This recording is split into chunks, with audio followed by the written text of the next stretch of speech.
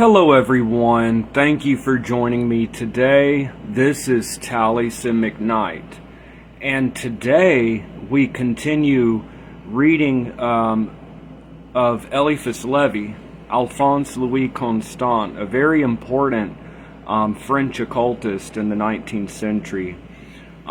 This is the guy that painted the famous image of Baphomet, and he talked about the astral light. There's a bunch of cryptic emblems in his books that when you reflect upon them, you could see certain mysteries.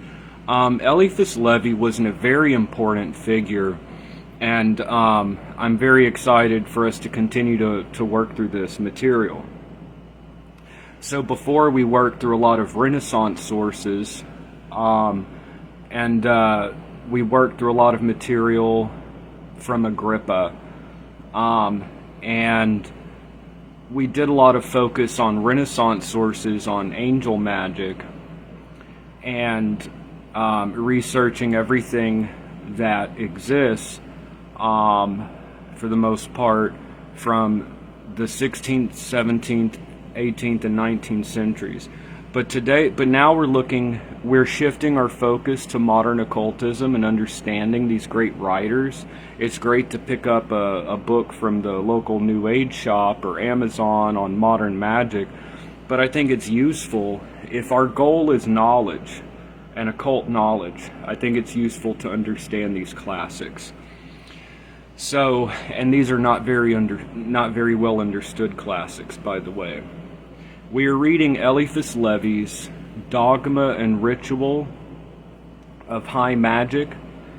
We are reading the older version from the 19th century, the Waite version.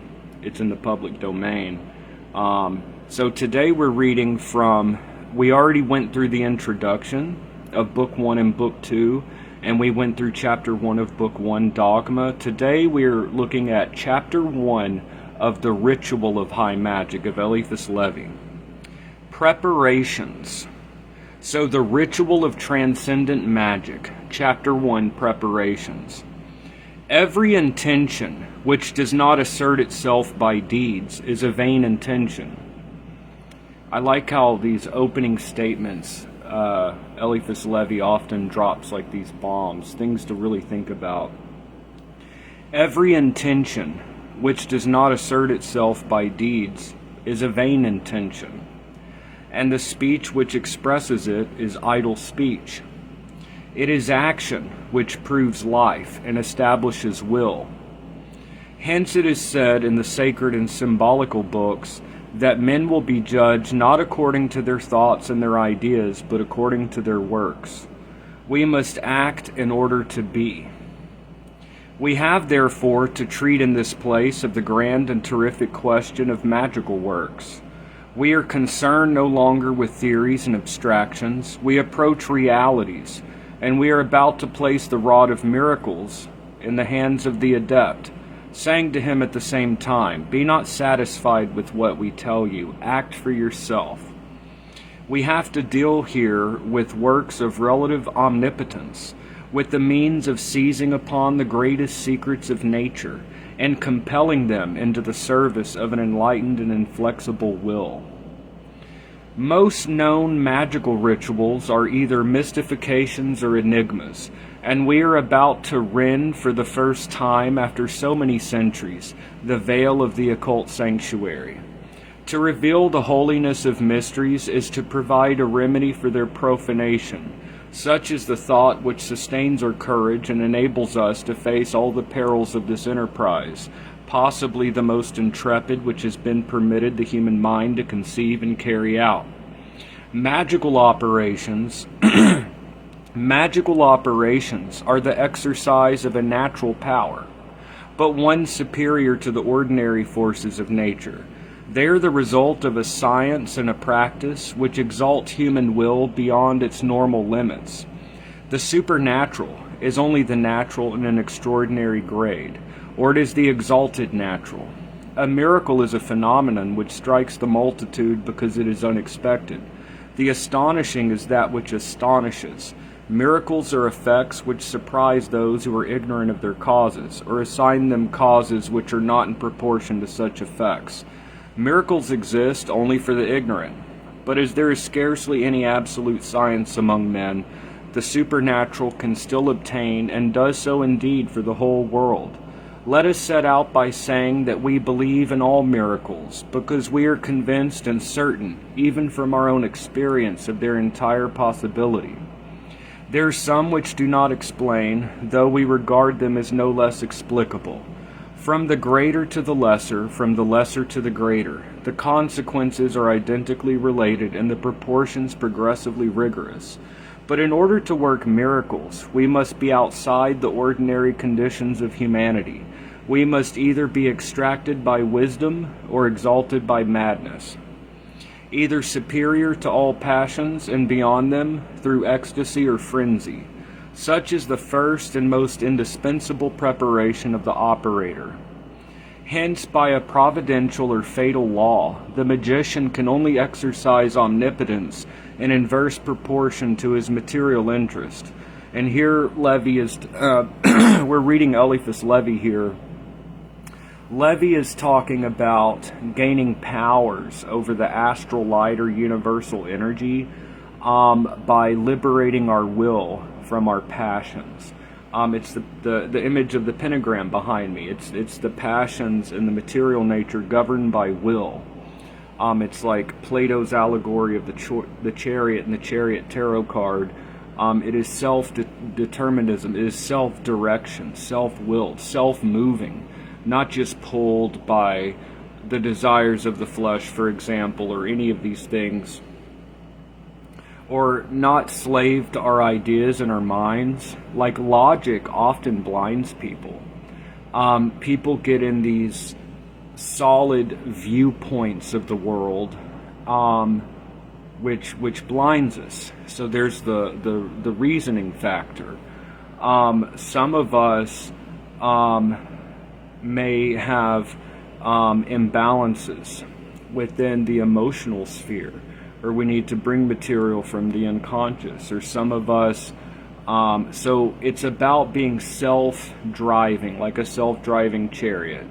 So it's like the Sphinx.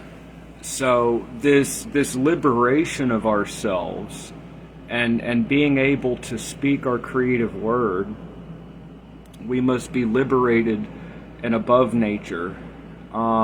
So anyways, I was just explaining that for Eliphas Levi, the adept is someone that has exalted themselves above the forces of nature in a sense of the will being empowered, having willpower, having dominion over all the lower forces within ourselves.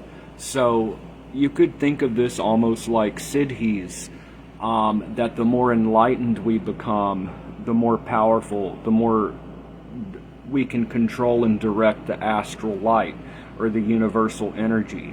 So by acts of asceticism, for example, when we are able to control these currents within our bodies and these appetites and things, our stomach, through fasting and things like that, we're more able to direct the universal energy.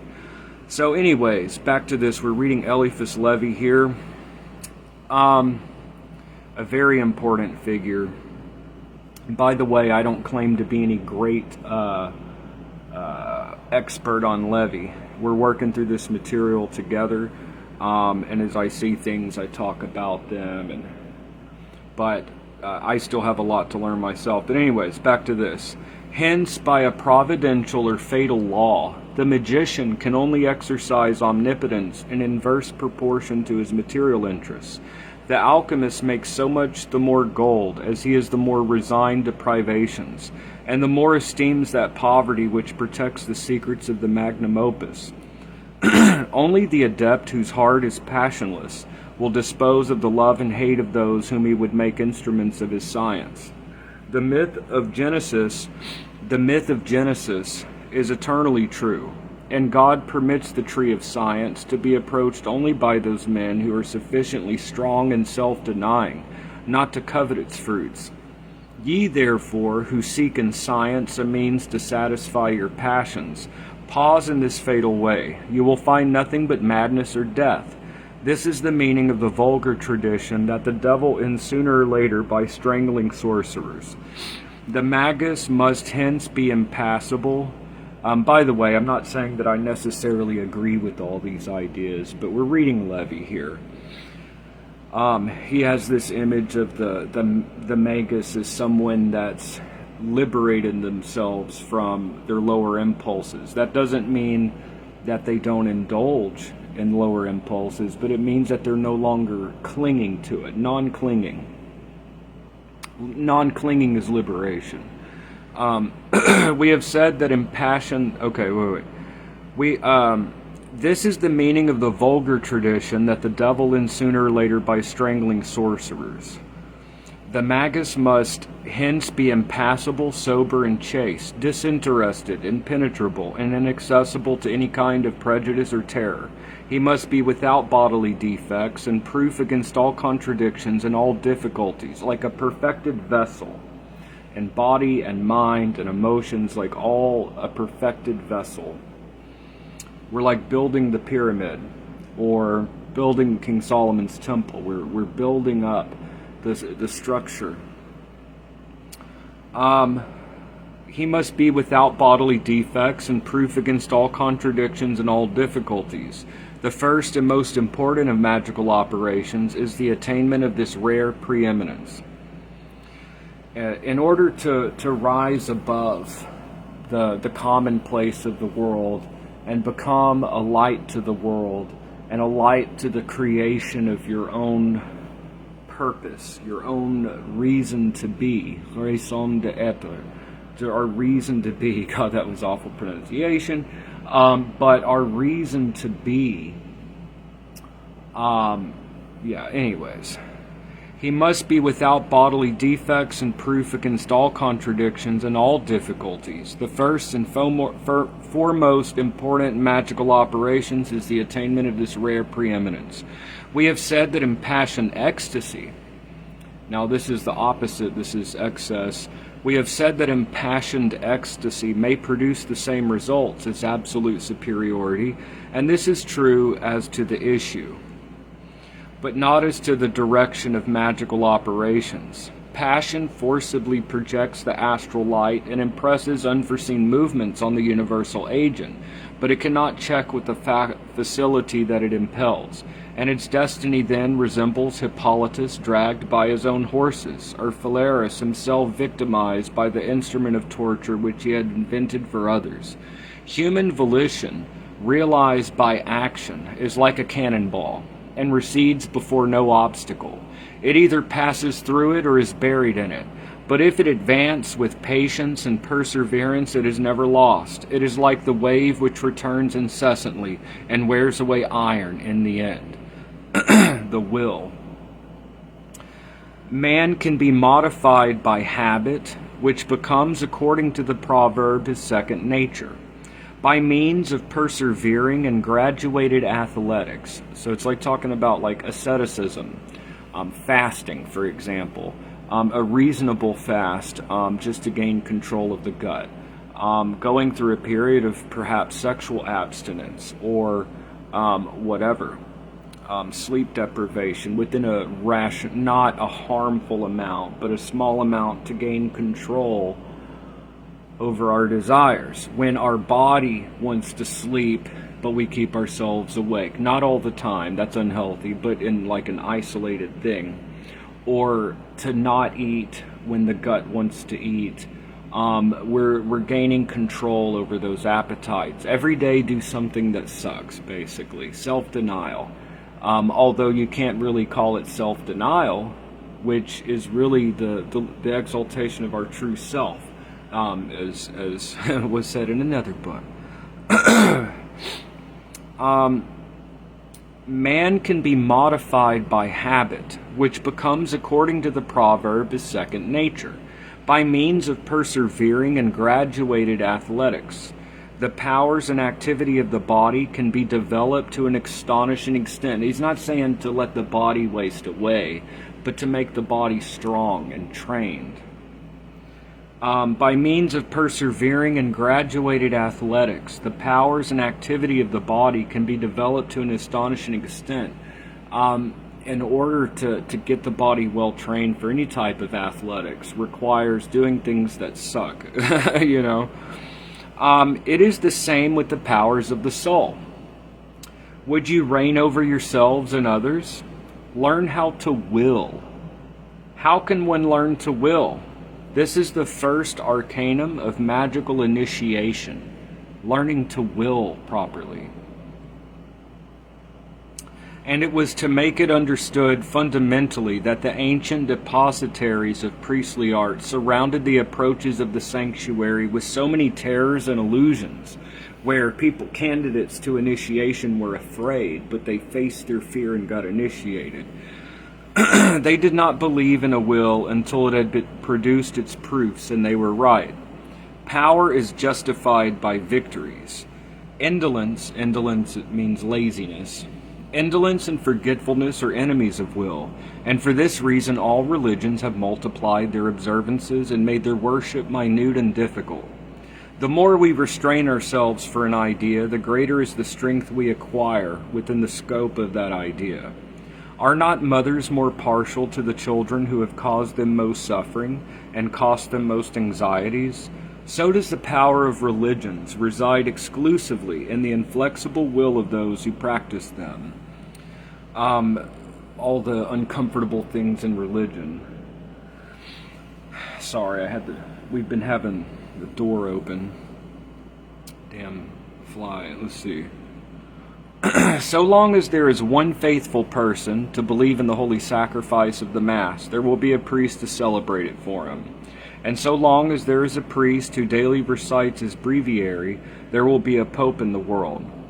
Observances apparently most insignificant and most foreign in themselves to the proposed end lead notwithstanding to that end by education and exercise of will, holding to any kind of spiritual discipline, really.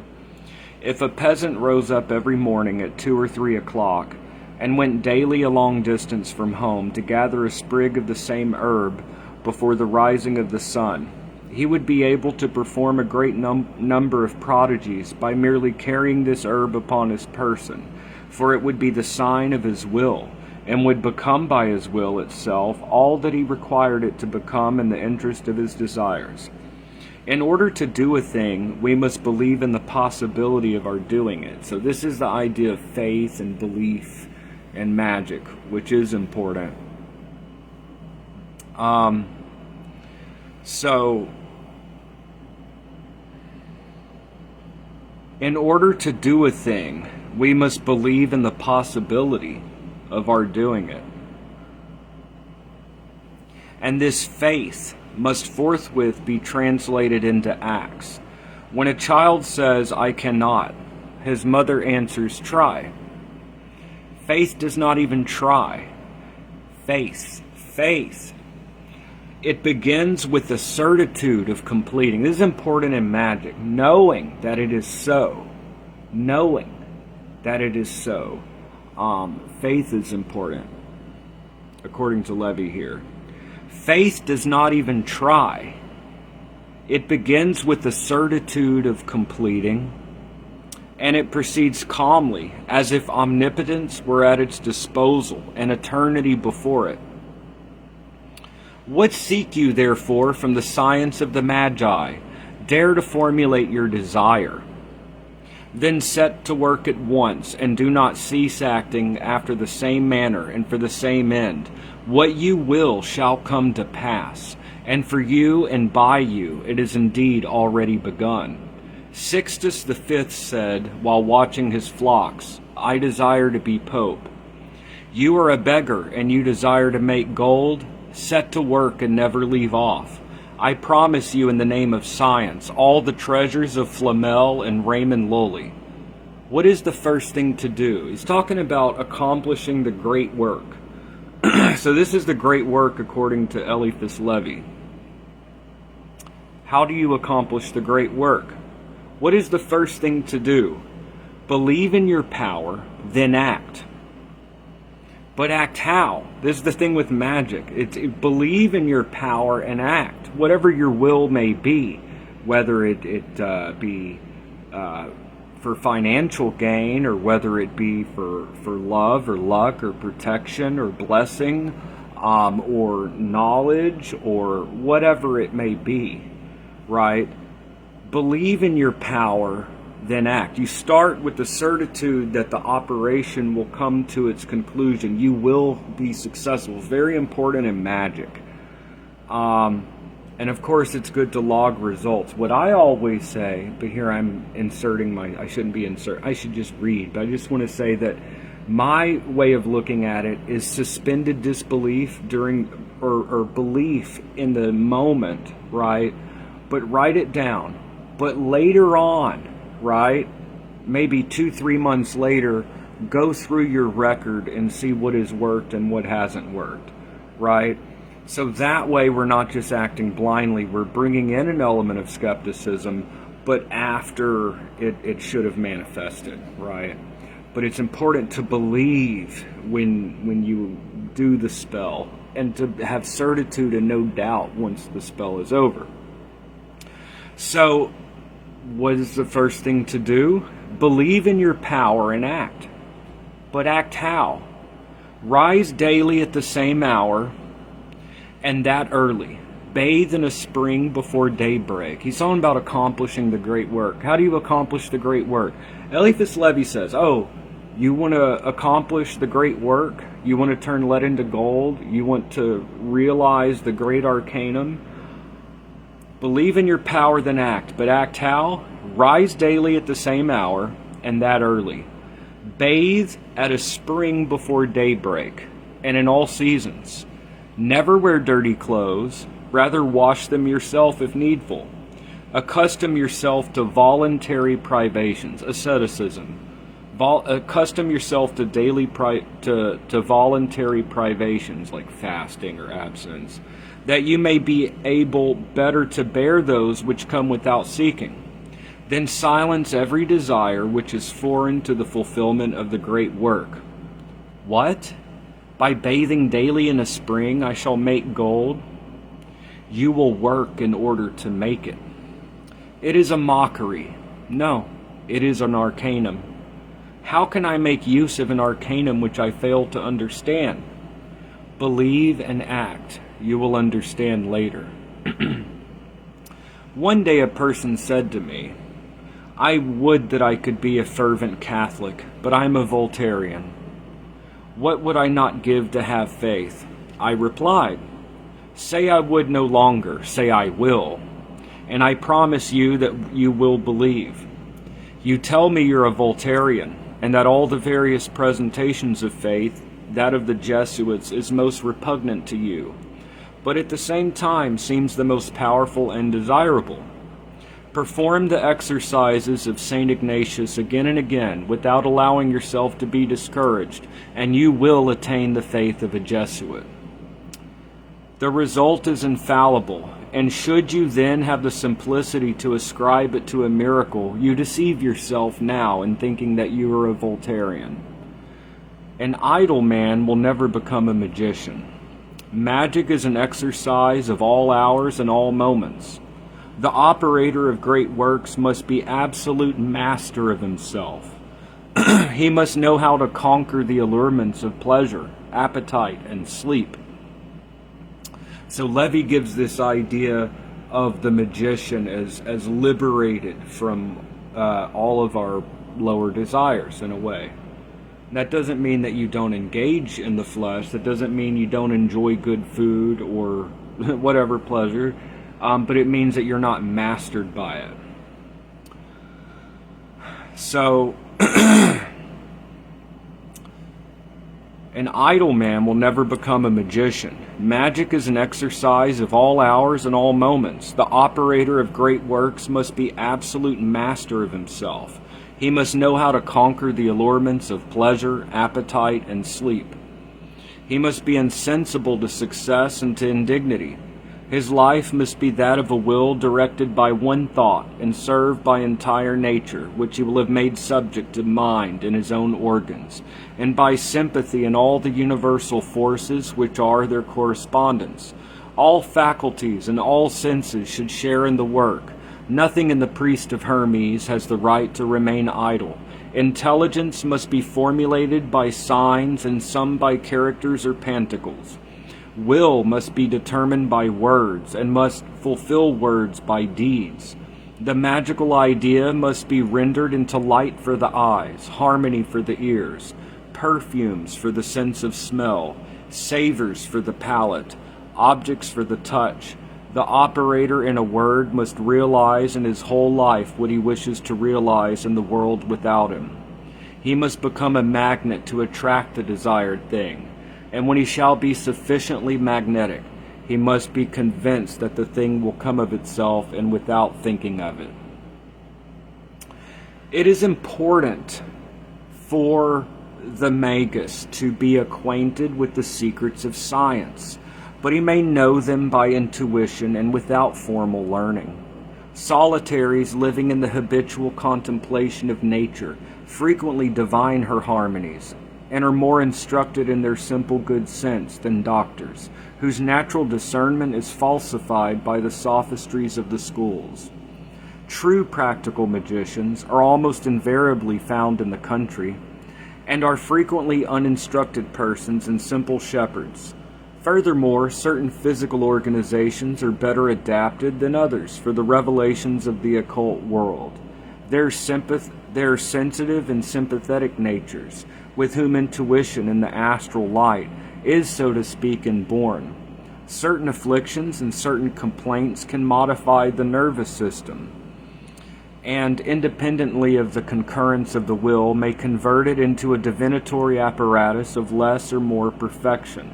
Think of like the brain and the spinal column is like an antenna to a radio, picking up currents in the astral light.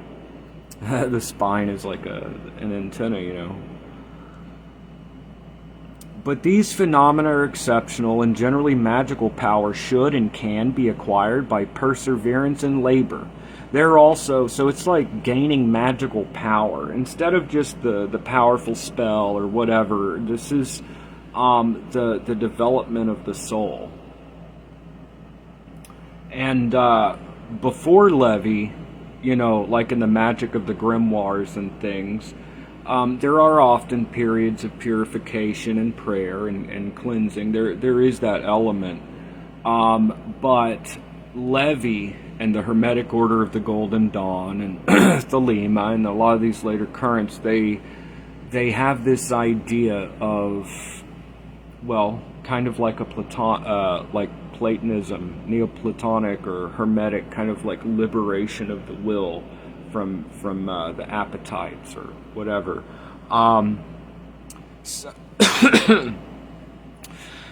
Generally, magical power should and can be acquired by perseverance and labor. So the magician, his or herself, becomes powerful. Excuse me. There are also some substances which produce ecstasy and dispose towards the magnetic sleep. There's some which place at the service of imagination all the most lively and highly colored reflections of the elementary light. But the use of such substances, it's talking about drugs, is dangerous, for they commonly occasion stupefaction and intoxication. They are used, notwithstanding. See, Levi right here, he's talking about like drug use. He's saying it is used. You just have to be careful that to not be lost. So I'm going to read that again. There are also some substances which produce ecstasy, whether it be wine or whatever, and dispose towards the magnetic sleep. There's some which place at the service of imagination all the most lively and highly colored reflections of the elementary light. But the use of such substances is dangerous, for they commonly occasion stupefaction and intoxication. They are used notwithstanding, but in carefully calculated quantities and under wholly exceptional circumstances. He who decides, and it uses gendered language here. This was written in the 1800s, but it could just as easily be she. So it's how it's written here from the 19th century. He who decides to devote himself seriously to magical works, after fortifying his mind against all danger of hallucination and fright, must purify himself without and within for 40 days. So this is not an Obermelin ritual, no, but he's talking about like a purification, going through a 40-day process to obtain magical power or to develop the will. So check out what Levi says. This is interesting. He who decides to devote himself seriously to magical works, after fortifying his mind against all danger of hallucination and fright, must purify himself without and within for 40 days. So he talks about a 40-day purification within and without. The number 40 is sacred, and its very figure is magical. In Arabic numerals, it consists of the circle, which is the type of the infinite, and of the 4, which sums the triad by unity. In Roman numerals, arranged after the following manner, it represents the sign of the fundamental doctrine of Hermes and the character of the seal of Solomon. So it's interesting. The character for 10 is an X. So 4 X's could be made to make a hexagram. The seal of Solomon. The purification, so this is a 40-day purification that he talks about here, Eliphas Levi, a 40-day purification. The purification of the magus consists in abstinence from coarse enjoyments. Abstinence from coarse enjoyments, in a temperate and vegetable diet, in refraining from intoxicating drink, and in regulating the hours of sleep.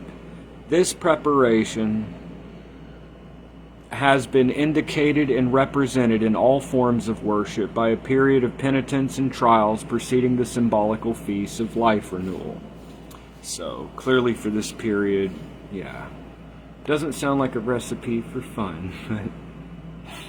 As already said, the most scrupulous, but it's about liberating the will from the passions. Okay. It's like in the Emerald Table, it talks about separating the subtle from the gross. And so the subtle is liberated, but then it descends back to the earth, uniting above and below.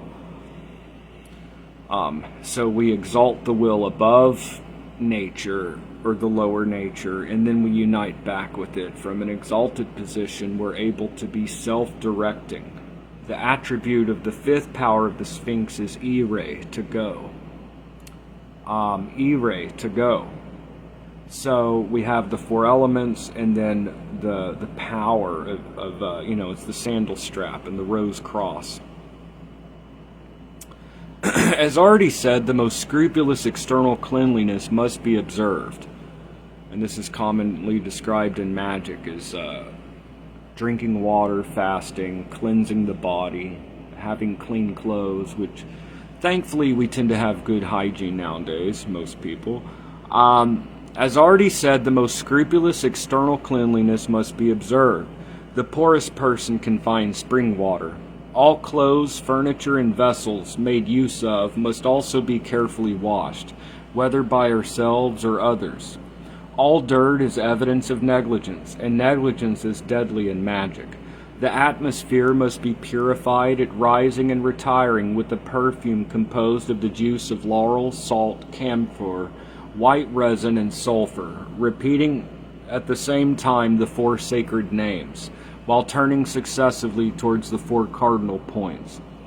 So it looks like it's 40 days of cleanliness, not engaging in coarse enjoyments, no sex, no, fasting, vegetable diet for 40 days, and it's twice a day at sunrise and sunset. Yeah, it says sunset and sunrise twice a day to burn this. It says purified at rise. The atmosphere must be purified at rising and retiring with the perfume composed of the juice of laurel, salt, camphor, white resin, and sulfur. I don't think I would add sulfur. The other stuff, it's easy to find this stuff on Amazon, you know. People are like, it's hard to get ingredients. Really? Have you typed it into the search box? It's easier than it's ever been. People are often like, it's harder to get things nowadays in the Middle Ages. Back in the day, they didn't have mail order with a click of a button. I'm just saying.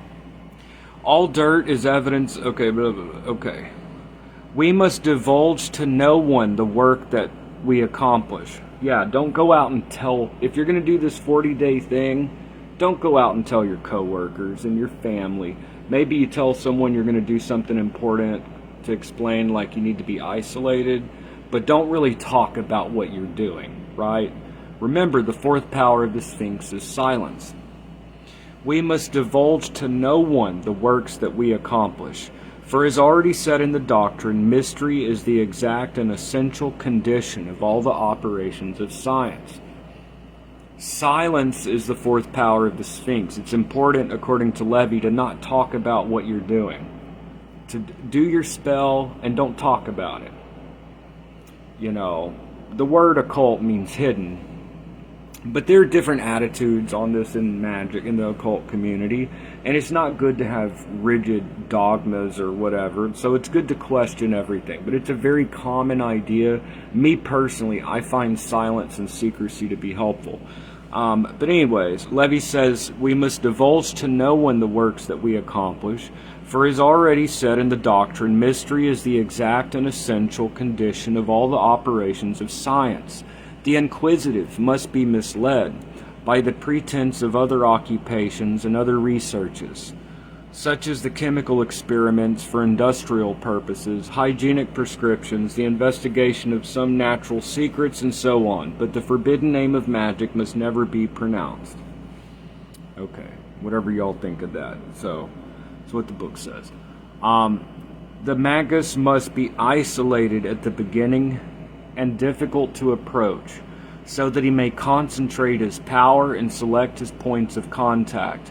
But in proportion as he is austere and inaccessible at first, so will he be popular and sought after when he shall have magnetized his chain and chosen his place in a current of ideas and of light.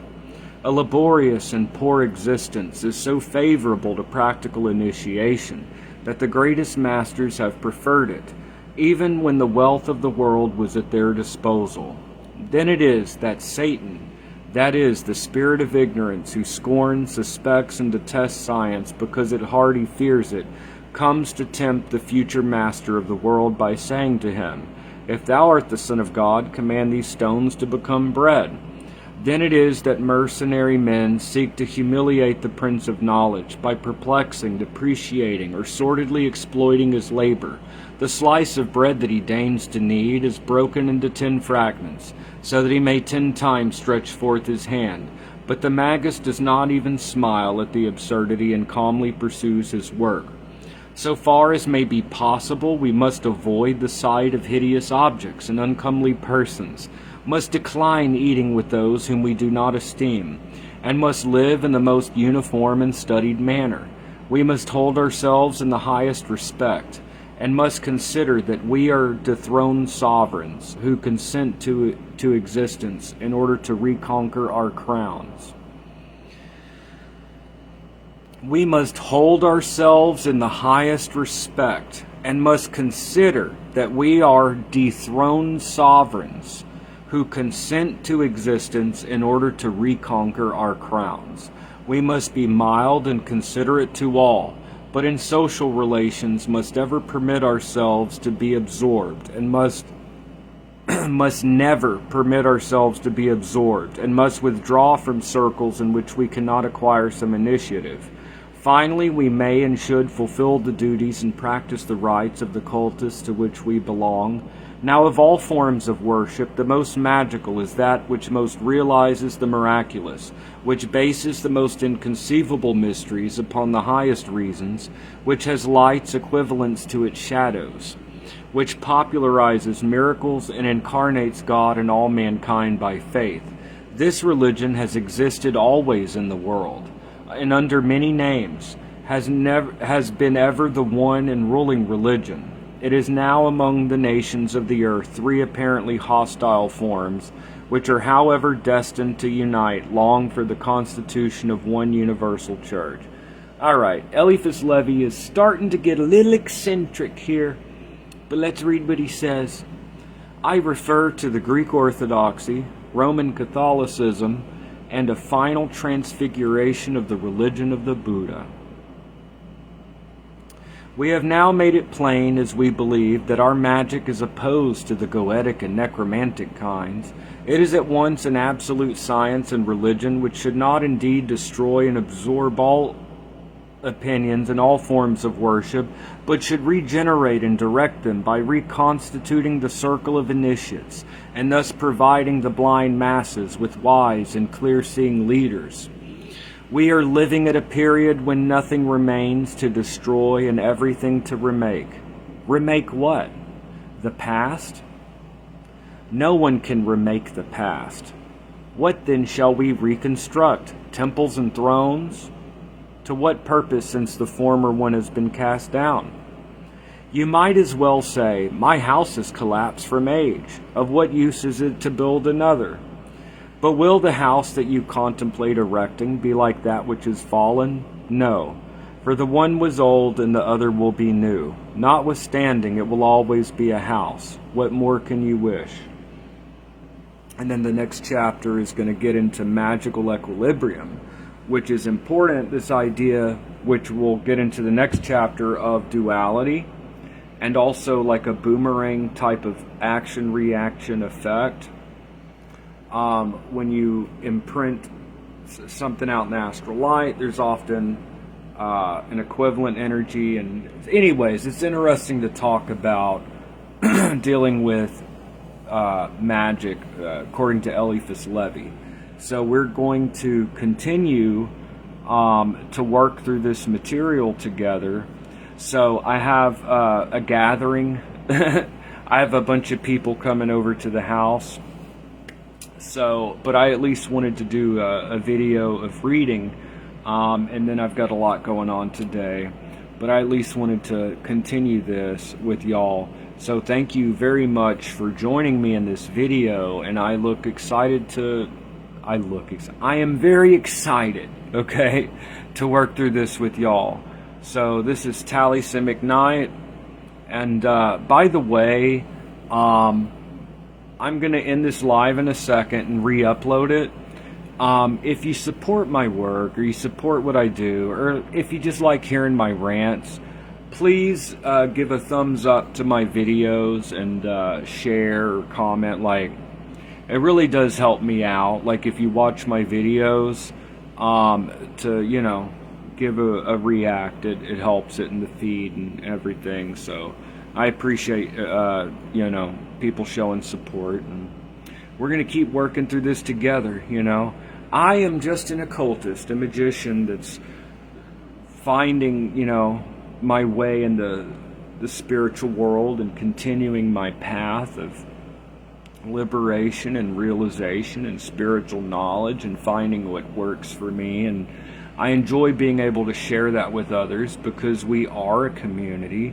And we are all on our individual journey, but a lot of times this meets together. And it's, if you are interested in these topics, I think it's good to share. So we're going to keep working through this material. I'm very excited about the stuff with Eliphas Levi.